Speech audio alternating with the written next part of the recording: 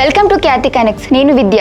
నిరుద్యోగులకు ఏపీ ప్రభుత్వం తీపి కబురు ప్రకటించింది. కొలువుల భర్తీకి ముహూర్తం ఖరారు చేసింది. 10,000కు పైగా ఉద్యోగాల భర్తీకి గ్రీన్ సిగ్నల్ ఇస్తూ నిర్ణయం తీసుకుంది. 4 దశల్లో ఉద్యోగాలు భర్తీ చేసేలా తేదీలు ఖరారు చేశారు. హామీలు అమలు చేసేలా కూటమి ప్రభుత్వం అడుగులు వేగంగా వేస్తోంది. విద్యాశాఖ మంత్రి నారా లోకేష్ ఆధ్వర్యంలో మంత్రులు బృందం ఇప్పటికే సమావేశమయ్యారు. సెప్టెంబర్ 15 నోటిఫికేషన్ ప్రకటనకు సమయం ఫిక్స్ చేశారు. 2, 3, 4 విడతల్లో ఉద్యోగాల భర్తీకి ప్రభుత్వం ఎలాంటి చర్యలు తీసుకుంటుంది, అవకతవకలు ఆరోపణలకు అవకాశం లేకుండా పారదర్శకంగా ఎంపిక ప్రక్రియ జరిగేలా ఎలాంటి కసరత్తు చేయబోతుంది అనేది ఇవాల్టి పాయింట్ ఆఫ్ వ్యూలో చూద్దాం.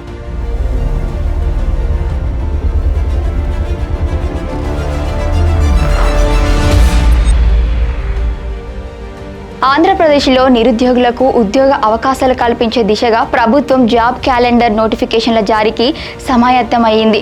షెడ్యూల్ ప్రకారం 2వ విడత నోటిఫికేషన్లు ఆగస్టు 15న విడుదల కావాల్సి ఉన్నప్పటికీ రాష్ట్రపతి ఉత్తర్వుల అమలు, సాంకేతిక అంశాలతో పాటు ఉద్యోగ సంఘాల నుంచి వచ్చిన వినతుల నేపథ్యంలో 2వ విడత నోటిఫికేషన్లను సెప్టెంబర్ 15కు వాయిదా వేస్తూ ఏపీ ప్రభుత్వం నిర్ణయం తీసుకుంది.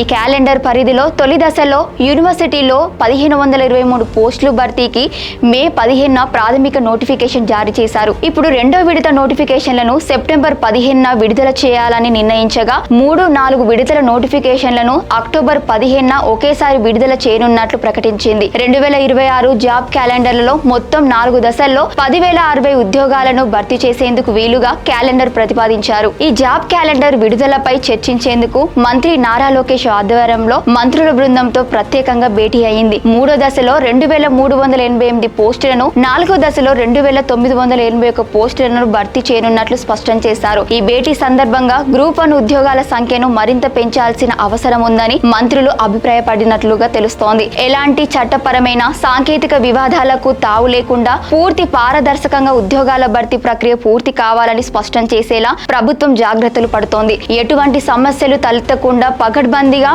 నోటిఫికేషన్లు విడుదల చేయాలని మంత్రి లోకేష్ అధికారులను ఆదేశించారు. ఈ ఏడాది జాబ్ క్యాలెండర్ కు సంబంధించిన పూర్తి వివరాలను వచ్చే నెల 6న జరిగే మంత్రివర్గ సమావేశంలో ప్రవేశపెట్టి ఆమోదం తీసుకున్నారు. ఈ మొత్తం పరిణామాలను పరిశీలిస్తే రాష్ట్రంలో ఖాళీగా ఉన్న పోస్టులను వేగంగా భర్తీ చేయాలనే దిశగా ప్రభుత్వం అడుగులు వేస్తున్నప్పటికీ సాంకేతిక మార్పుల వల్ల 2వ విడత నోటిఫికేషన్ సెప్టెంబర్ 15కు మారడం గమనార్హం. అయితే కోర్టు కేసులు, నోటిఫికేషన్లలో లోపాలు రాకుండా ముందస్తుగా అన్ని శాఖల నుంచి స్పష్టమైన నివేదికలు తెప్పించుకొని నోటిఫికేషన్లు ఇవ్వడం వల్ల భవిష్యత్తులో నియామక ప్రక్రియ ఆగిపోకుండా సాగుతుందని నిపుణులు భావిస్తున్నారు.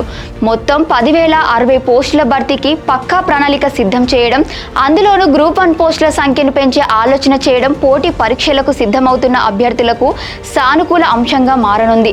వచ్చే నెల 6న కేబినెట్ ఆమోదం పొందిన తర్వాత ఈ నోటిఫికేషన్ల ప్రక్రియ మరింత వేగం అందుకోనుంది. చూసారుగా, ఏపీ ప్రభుత్వం 2వ విడత ఉద్యోగ నోటిఫికేషన్లు సెప్టెంబర్ 15న, 3, 4 విడతలు అక్టోబర్ 15న విడుదల కానుండటం నిరుద్యోగ యువతకు స్పష్టమైన దిశానిర్దేశం అయితే చేసిందని చెప్పొచ్చు.